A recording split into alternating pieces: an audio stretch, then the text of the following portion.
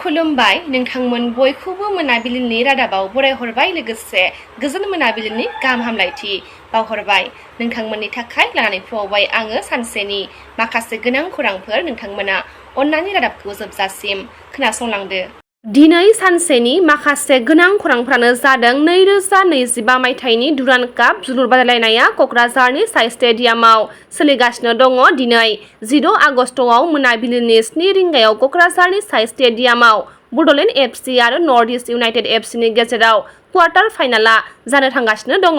दुलाराय बर' फरायसा आफादनि गोलाव समनिफ्रायनो नाजाबोनाय आरो बड'फा उपेन्द्रनाथ ब्रह्म बिथांनि जोनोम गामि बरागारिखौ आदर्श गामि फोसावनायनि उनाव बड'फानि मुसुखा गायसननाय आरो बड'फा गोसोखां गथ'सा बिजाब बाख्रिखौ दिनै बेखेवनाय जादों। मख'नो गोनांदि बड'फानि मुसुखाखौ दिनै बरागारिनिफ्राय जागायनानै भारतनि राजथावनि गोदान दिल्लीसिम गायसननानै मुलुग दरबाराव लांनाया जों बयनिबो बिबान होनना एबसुनि आफादगिरि दिपेन बर' बिथाङा फोरमायथिदों।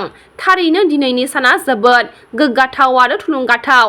बे गासै मददनि थाखाय बिटिआरनि गाहाय मावफुं सोद्रोमा बिथांनिसिम साबायखर बावहरदों एबसुनि आफादगिरि दिपेन बर' बिथाङा।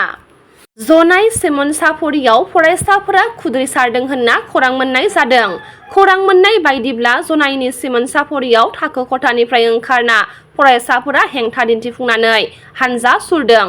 एस.बि. बड' जौसिन गेजेरारि फरायसालियाव आथिखालाव सा 8 फोरोंगिरिफोरा सा 614 फरायसाफोरनि थाखाय सोलोंथाइ होनायनि जाउनाव फरायसाफोरा गोबां जेंनाजों मोगा-मोगि जानांदों।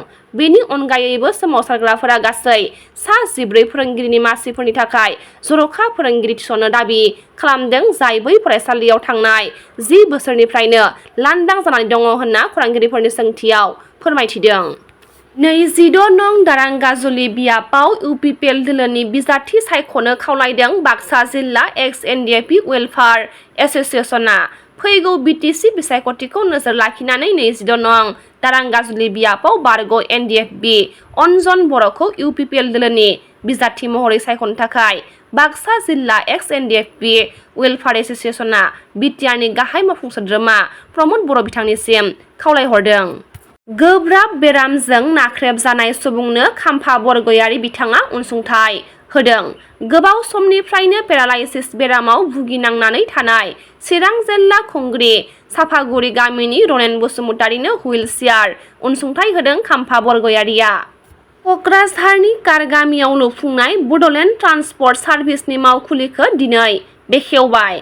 बे बड'लेण्ड बासनि मावखुलि बेखेवनाय हाबाफारियाव एमएलए लरेन्स इस्लारि बिथाङा नुजाथिनायाव बिटिआरनि हान्थामेला बिफाननि इएम रतेन्द्र नार्जारि बिथाङा बेखेवनानै होदों बड'लेण्ड ट्रान्सपर्ट सार्भिसखौ। बिटिसि बिसायख'थिनि सिगां इउपिपिएल हान्जाया गोदानै दानाय उदालगुरि जिल्ला आदिबासि सेलनि आफादगिरि महरै आसानि बारग' मावफुं आफादगिरि मिरु इउपिपिएलनि दैदेनगिरि रिमिस लिनलाखौ बिबान होबाय होनना खौरां मोननाय जादों। फिन आरोबाव ड सांग्रां ब्रह्म बिथाङा गावनि देरायाव बेसेन नाङै मेगन नायनाय मावबादा खुंफुंदों। थांनाय माखासे सम सिगांनिफ्रायनो ड सांग्रां ब्रह्म बिथाङा ओनसोलनि सिङाव थानाय मेगन मोजाङै नायनो हायै मेगन मोजां नुयै जेखिजाया बिथिंनि मेगननि जेंना गोनां सुबुंफोरखौ बेसेन लायाजासे मेगन नायनाय हाबाफारि लाबोबाय थानाय जादों। लोगोसे अपारेसन खालामजाथाव सुबुंफोरनि गाज्रि जानाय मेगनखौ बेसेन होनाङा जासे अपारेसन खालामनाबो होनाय नुनो मोनदों। बे एखे हाबाफारिखौनो मैया गावनि देरायाव फिन मावफुंदों ड सांग्रां ब्रह्म बिथाङा। बे बिथिङावनो गुबुन गुबुन ओनसोलनि गोबां मेगननि जेंना गोनां रायजो राजाफोरा मेगन नायजाफैनायखौ नुनो मोननाय जादों। बे रादाबा एसेनोसै। गाबोन फिन गोदान रादाब लानानै लोगो मोनगोन। नोंथांमोना भिडिअखौ जोबजासिम नायबायब्ला अन्नानै लाइक, शेयार, कमेन्ट लोगोसे साबस्क्राइब खालामनानै होदो। गोजोन्थों।